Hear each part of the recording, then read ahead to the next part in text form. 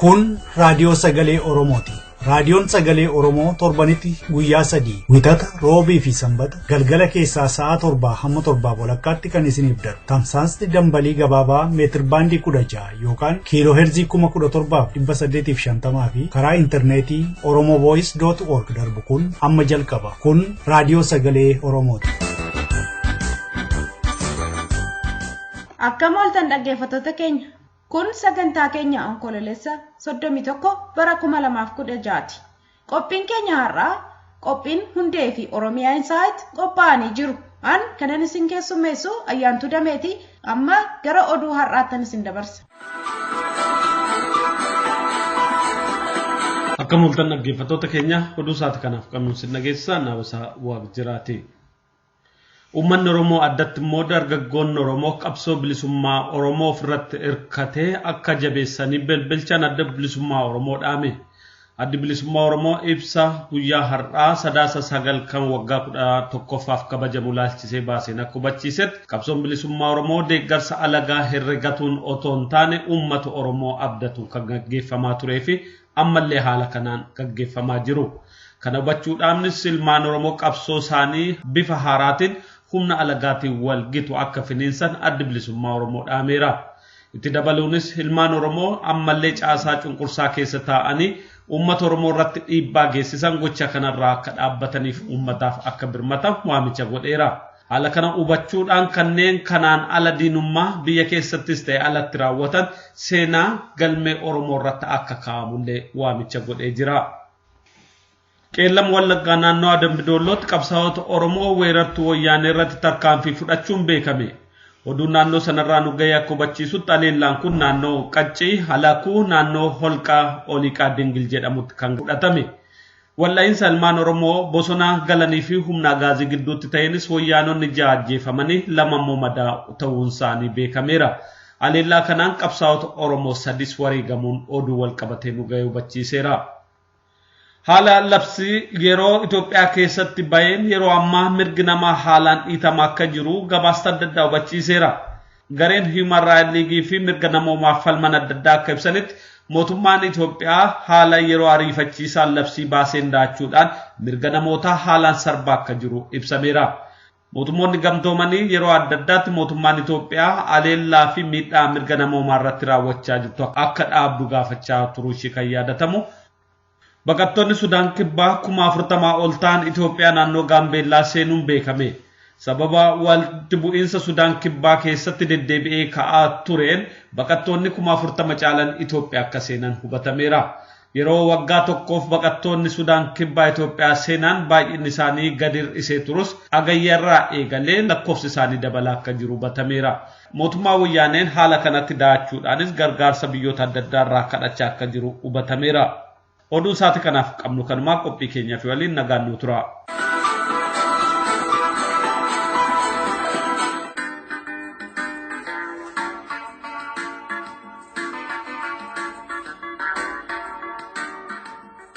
Qophii Hundee.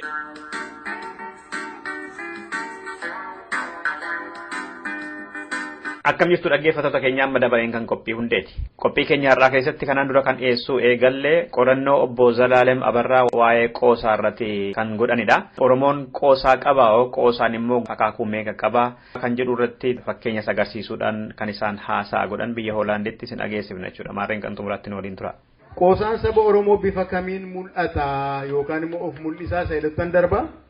Salamoon Dheeressaa namni jedhamu namni beekaan literature yookaan ogbarruu tokko Oromo a language that over its millennial existence in the Horn of Africa has produced and continues to produce significant epic, heroic, ribald, elegiac, amorous and mystical poetry, as well as rowdy limericks, rambunctious erotic couplets, and superbly bawdy quarantines. Isan lafa naqe kana hundumaaf afaan Oromoo keessa yookaan aadaa Oromoo keessa fakkeenya keenyuun hin danda'ama. Fakkeenya bawdy poems isan ni jedhu yeroo dhiiraaf dubartiiti. Qunnaan dhiiraaf dubartiiti kan inni ilaalu. Utuu qolaa baasee qulqulleesseen jedhini bifa mi'aawun akka inni walalamu godha. Fakkeenya lamaan tokkoon isiniin kenne anoo hin muru anoon muru sooyyamaa guutuu Tosaa malee anoon bulu foon namaa gudeeda gidduu malee rakkoo guntutaa malee yeroo heddu maali kan inni mul'isu waa'ee hariiroo dhiiraaf dubartii gidduu jiruuti miti. Gara biraan moolisni dabalee fakkeenyaaf gaaf tokko karaan adeemaa bukkaa baachuun tokko roobdiiniitii baachuun tokkoon teessi mana baachuu tokkoon seene tuwwee baachuu tokko dhaabdee marqaa baachuu tokko baastee takkan baacnee takkan nyaanne utuu baacnee takka nyaannuu hin dhufe baangal majaaree kan gaaddidduun mana caalee harka tokkoon buta baata harka tokkoon guca baata buta saatiin na butuu fi guca saatiin na gubuu fi dubartiin mana wallaaltu gola gaangee xobna gootee balfaa garbuun irra buustee qicaa daadhiinatti guurtee achi ka'een finxiriire akka harree soonsi ciniineedha. Isaan kun walaloo warra nuyi boodii jennee moggaasuu dandeenyudha jechaadha. Gara biraa ribaaldeedha fakkeenyaaf qomoo walaloo kanaas akkuma isa kanaan duraa waa'ee dhiiraaf dubartiiti haa ta'u maleessa inni kun xinnoo ishee isan of ukkaamse sanarraa kaasa. Fakkeenyaaf dhiifama naa godhaa maal nama natti jaarsamii naan jechuu dandeessu yeroo kana dubbisu. Sirba Haayiluu Disaasaa yoo yaadattu ta'e mucaa bareedduu sana dubbisanii siree faamilii irratti kuffisanii akka muuzii irraa qoncisanii akka warra garii baatu irraa shubbisanii. Yoo kanaan achi immoo inni fakkeenyaaf hinaaffaanii micciiree qabeenii yoo bariiteen saawwa yaastee dafinee na yaastu gaangee yoo nama yaaddee muujalee na nyaattu waan keedha. Isaan kun hundumtuu isa Salamoon dhiyeesse sanaa fi afaan Oromoo kana hundumaa horeera sanni jedhe fakkeenya akka ta'uufani malee isin fuuldura dhaabbadhee jaarsa salphaa ta'uuf miti.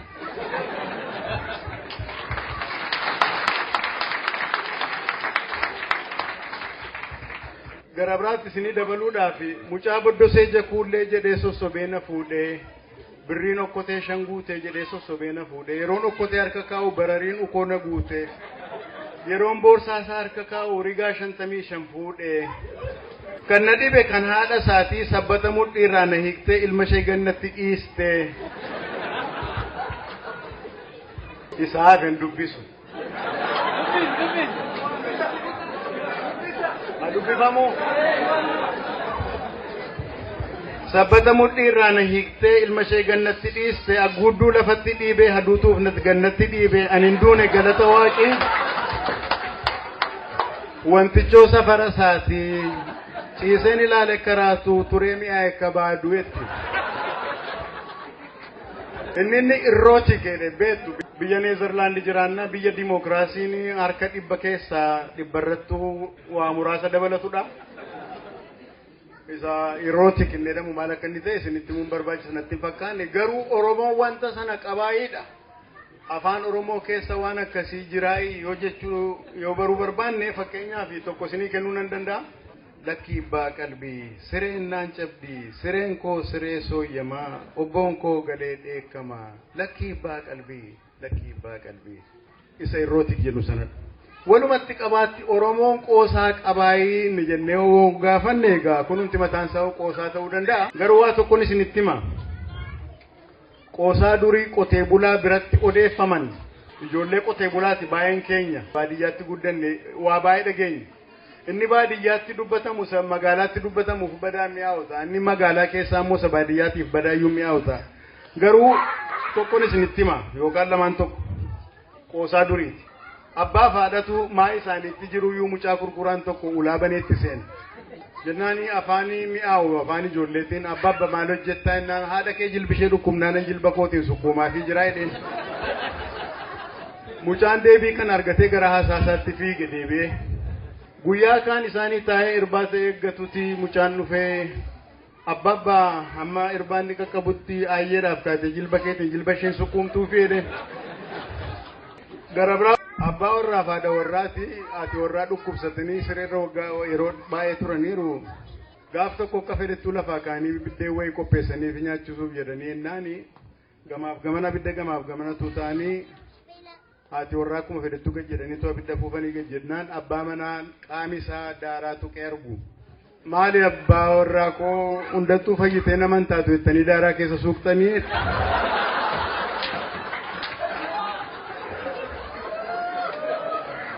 jennaan namichi anoosi dhukkuba hedheeni malee kaanee waa yaalluuree jedhee gaafanna.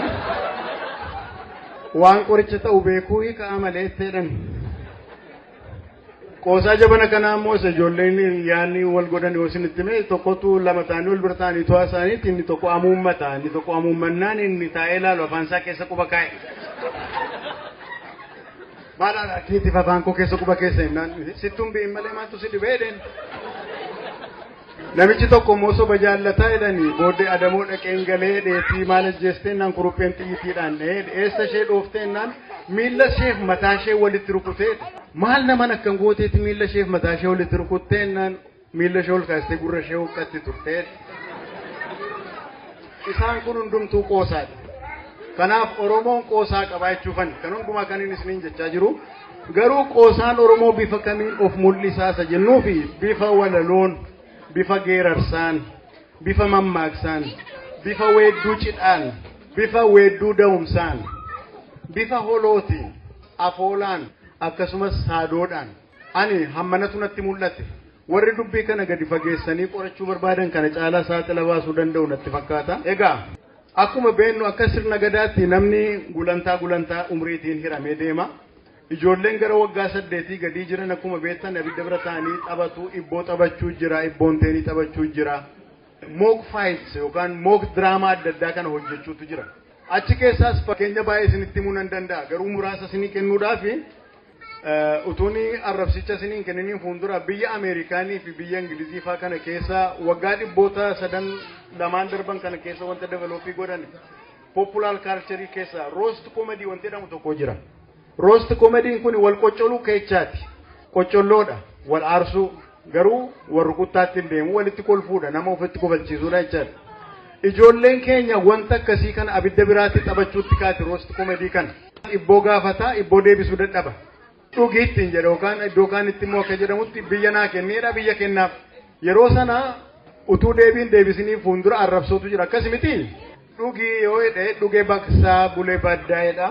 Kan koo madaalatti kan kee qadaadatti kan koo madaala fayyaatti kan kee qadaada cabaatti irraan gadee kaadhu bofa diimaa nyaadhu gufuu gugguuftuu jala ba'ituu dhudhuuftuu ganna ba'i handaqii irra ciise albaatii gadhiisi dhagaa tooraa ta'e bifaan hoolaa ta'e dhagaa tarree ta'e bifaan harree ta'e eelee jala loyi haadha kee harkaa dhoyi shumburaa manaa gadii gungumaa manaa badeedha.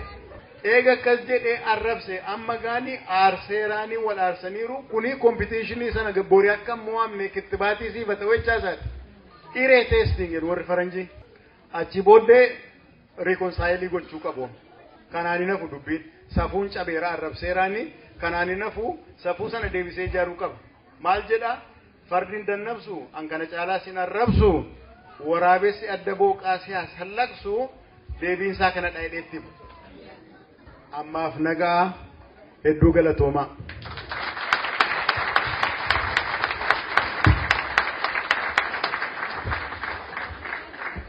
Dhaggeeffattoota keenya qophii keenya har'aa kanumaan xumurreerra waan nu caqastaniif horaa bulaa anda sudulaa.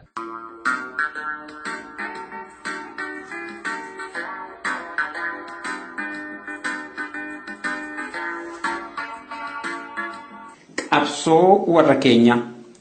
Qabsoon warra keenyaa dhalannaan dhageenya. Kaan utoo sarkisuu kaan utoo charkisuu bar tokko fuulduratti barkaan duubatti. Bar tokko diina nyaachaa barakaan wal nyaachaa qabsoon warra keenyaa as geesse tirachaa.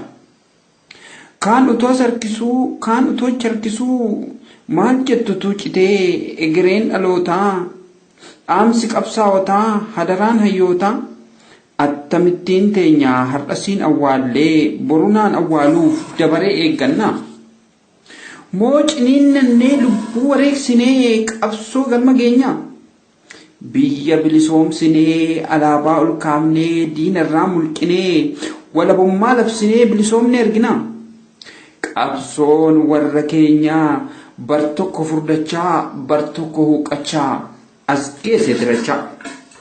Haa buqqa'u waraani aacitu harkisi haalola urii maaf bishaan eebottaa bishaan keessa teessee maaf dhugaa eebottaa dhugaa kee awwaaltee maaf ormaan komattaa ofiin mul'ukooftee durissit balleessee qubaan mallatteessee sammuurra of keesse haa tarsa'u urii abuqa warkisi acabu caccabsi kan dhugaa kee awwaale haqa keessiin mulqee mirga keedhe irra deeme kadhattuu siin godhee kadhaaf siin saaxile mana keessi diigee godaantu si godhe biyya utuu qabduu biyya abduu si godhe harkisi haa citu cabsi haa caccabu iyya dabarsi dhaloonni isaa qaqqabu.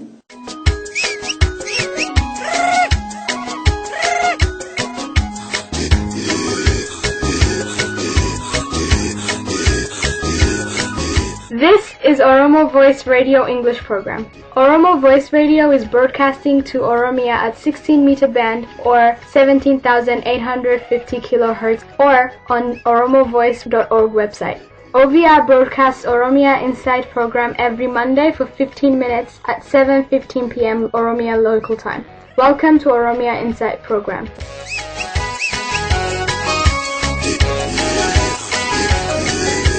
Welcome to Oromia Insight. My name is Aliji Galeto. Today I'll present to you African News, the Morning Call Report, tougher rules for Ethiopian state of emergency, a state of emergency in Ethiopia, CTV interview with Professor Abbas Ganmo, University of Toronto, Member of Parliament Canada must stand with people of Ethiopia in Parliament of Canada, Anthony Benn, MEP, Australian Labour Party on ongoing oppression of the Oromo people. First, African News, the Morning Call Report, tougher rules for Ethiopia state of emergency. Well, welcome to this edition of the Morning Call. The rules for Ethiopia's state of emergency are becoming more draconian as more than 1,000 people, mostly Oromos, were arrested in the region of Sebeta near the capital Addis Ababa. Now, Ethiopia issued rules to be followed during the state of emergency declared on the 9th last week. Now, emergency declared on the 9th last week, including making and posting on social media the political situation in the country a crime. Now, most of the regulations imposed have been widely seen as having direct violation on human rights to freedom of expression, which included diplomats having to ask for permission to travel more than 40 kilometers from the city. Among the controversial measures are the introduction of red zones along the borders and around major roads in which movements have been strictly controlled, and foreign diplomats in the country have also been restricted to travel more than 40 kilometers outside the capital Addis Ababa without official permission.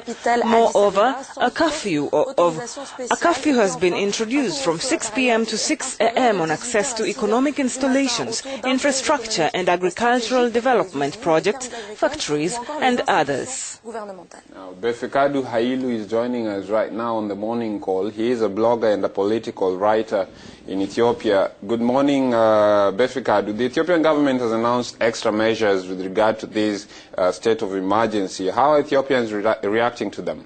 It has been only a week since the state of emergency has been declared. The capital actually didn't witness any protests, so it seems like usual, but during the evening you see everyone gets home earlier than before, like at 9 p.m. This is not a common thing that used to happen before the declaration of the state of emergency. So I think people are scared and do not exactly know what they have to do to be exempt of whatever is happening after the declaration of the state of emergency. That's what I see regarding the reaction of especially the Addis Ababa people. Now, Hailu, Article 3 of these extra measures says, and I quote, "In order to maintain the peace of citizens, any assembly or protest without authorization from command post is prohibited," end quote. This certainly targets the Oromo protests. Have there been any more protests since?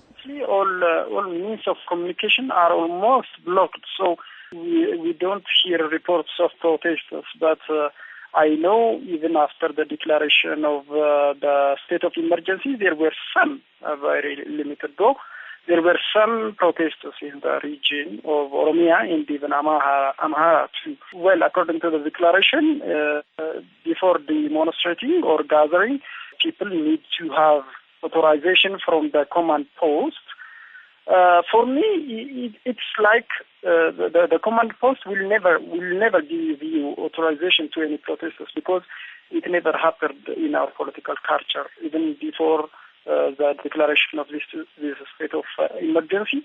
So local administrations are not willing to give authorizations to any kinds of public demonstration, critiques to government administrations.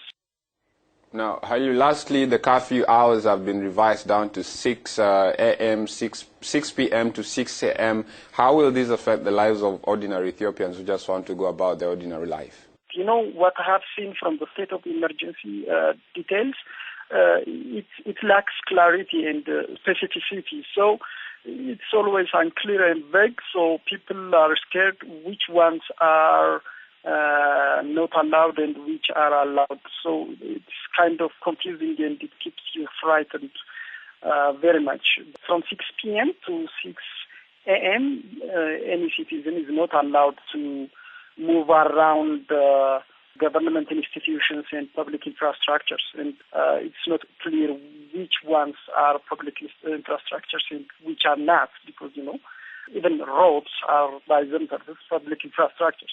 Other political activists, for example, I can mention former Blue Party members, Yasper Tesfaye and Blaine Muslim. They were arrested from their homes. In Yasper's case, he was just leaving from office when he was detained. He was not taken to court for almost the past 6 days. It happened after the declaration of the state of emergency, so we suspected that it has something to do with the state of emergency, but they didn't take him to the court. In case of Blaine Muslim, they took her to court, and the police explaining that she has tried to instigate violence. So it's really confusing which ones are prohibited and which ones are not prohibited, and which mistakes can get you to jail. Thank you very much, Befekadu, for joining us on the morning call. Now, CTV interview with Professor Abbas Ganamo about a state of emergency in Ethiopia. The African nation Ethiopia is experiencing what some describe as the downside of authoritarian development.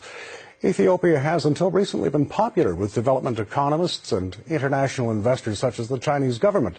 But Ethiopia has in recent months been sliding toward chaos with the arrests of 1,500 people in just the past 2 weeks following the Ethiopian government's declaration of state of emergency. Professor Abbas Namo specializes in Ethiopian politics at the University of Toronto, and he joins us this morning from Toronto. Professor Namo, thanks for taking time to speak with us. Can we note that Ethiopia's ruling government for the past 25 years began as a rebel movement? How well, generally in your view, up till now, has it governed Ethiopia? Thank you for inviting me. As you know, this government came to power in 1991 by force. It promised many changes, federalism, democratization, and economic development. This has not been delivered, and so this is a massive frustration by the major group called the Oromo, who have been historically marginalized, who are in protest against the Ethiopian state. So this is a gradual building over the past 25 years. Why now have these protests broken out? Absolutely, and one of the triggers was simply land grabs, which took place in Addis Ababa. It's called the Addis Ababa Master Plan, which mean to marginalize and take away the land of hundreds of thousands of people. The students protested massively. The government used heavy-handed. The plan was naturally discarded, but still the protest continued. And so the frustration is simply related to massive corruption, lack of political freedoms, the government controlling almost practically 100% parliament, the armed forces, political economy. Practically the government seems to be like a dictatorial regime, and so many people are frustrated. The frustration, of course, started with the Oromo people, who constitute 40%. And then now it's reaching the Amhara region as well. In spite of that, Ethiopia was Africa's fastest growing economy in 2015. Ethiopia has been the recipient of money lent to it by China and other foreign aid. Has that had an effect, in your view, on the people of Ethiopia? Absolutely not. That is the major reason why younger people are frustrated, and the wealth is controlled by the Tigrayans, who constitute only 6% of the Ethiopian population, and the majority of the people do not see really this Ethiopian miracle. So although the country is growing, the wealth is not totally shared. Many people feel they are left out, and so the government receives a lot of money from the Western government. China is investing. Many people do not see even their life changing. So massive corruption, alienation, frustration, also added to land grabs, leading to massive discontent in Ethiopia. Professor Abbas Namo, good to speak with you, Professor, and thank you. Thank you. This is what Canada Member of Parliament has to say about Ethiopia in Canada Parliament. The member for Barrie Springwater, Oromo. Thank you, Mr. Speaker. Today I want to raise awareness on the current situation in Ethiopia. Protests began in November of 2015 after the central government attempted to infringe on the population's land rights, and these protests are still ongoing. Recently, 1,600 civilians have been detained for peacefully demonstrating against the government. Human Rights Watch says at least 500 people have been killed in clashes with security forces to date. This month, the government has declared a state of emergency, severely restricting the access of diplomats and cutting off internet access. While there is a lot that is unknown at this point regarding what's happening in Ethiopia, Canada should be monitoring the situation with concern. As members of Parliament in Canada, we need to call on the Ethiopian government to ensure that freedom, democracy, and human rights are protected in the region. Our thoughts and prayers are with the people of Ethiopia. This is what Anthony Byrne, MEP, Australian Labour Party, on ongoing operation of the Oromo people has to say in Australian Federal Parliament. Call the member for Holt. Deputy Speaker, I rise today on behalf of the Oromo community in Melbourne to again raise my concern about the actions of the state security forces in Ethiopia, with new and deeply concerning developments since the peaceful protests were conducted through Oromia, Ethiopia's largest region, in November 2015. Human Rights Watch has reported that during this protest period, over 400 people have been estimated to have been killed, tens of thousands arrested, and hundreds have been victims of enforced disappearances. These atrocities have been directly identified as being conducted by the Ethiopian government. As an example, on the 4th of September 2016, whilst we celebrated Father's Day here in this country, the Oromo Nation was mourning the death of over 60 Oromos in a prison that was set ablaze, a prison called the Kalinto prison. This comes after 9 months of peaceful protests, which have spread countrywide with the emergence of the Amara protests in the north and the intensification of the Konso protests in the south. Renowned leaders like Bakili Gerber have been issuing letters to the public to continue the peaceful protest and implement a program of civil disobedience. An example, a grand rally was conducted on the 6th of August 2016, where in one city of Asasa alone, over 20 peaceful protesters were killed. The imprisoned protest leaders have also issued a 5-day market boycott before the Ethiopian New Year. The timing of this economic boycott was critical, as it substantially reduced consumer and general spending by the public and government during this period. The boycotts on the Ethiopian Commercial Bank, telecommunications and transport services lasted until the 13th of September. About 60% of Ethiopia's GDP is from the Oromia region, hence the consequences. Oromo farmers, artists and professional athletes are the backbone of Ethiopia, Mr Deputy Speaker, but have many years been marginalised and oppressed. A few weeks ago, that oppression was symbolised by the Oromo silver medalist Fayesa Lelesa, who was revered in Ethiopia by the Oromo people when he crossed the line after participating in the marathon with the Oromo protest sign that has been used for 2 years now. Lelesa dedicated his achievement to the Oromo protest, thereby risking his life, his career and his family at this Olympics. His action exposed the brutal governance of the TPLF. More importantly, it highlighted the plight of the 45 million Oromos in Ethiopia. These people have earned medals for Ethiopia since the time of one of the greatest runners of all time, Abibi Bikila, an Oromo himself. They've been unable to reap the benefits of their contribution to the Ethiopian society. Consequently, there have been very large numbers of Oromos fleeing their country. Early this year, hundreds of Oromo refugees perished in the Mediterranean Sea. What I'm calling upon, Mr Deputy Speaker, this an ongoing period of persecution by the Ethiopian government. It needs to be condemned by the Australian government. They are an oppressed minority. It's our job to raise the oppression of minorities like the Oromo community. Member's time has expired.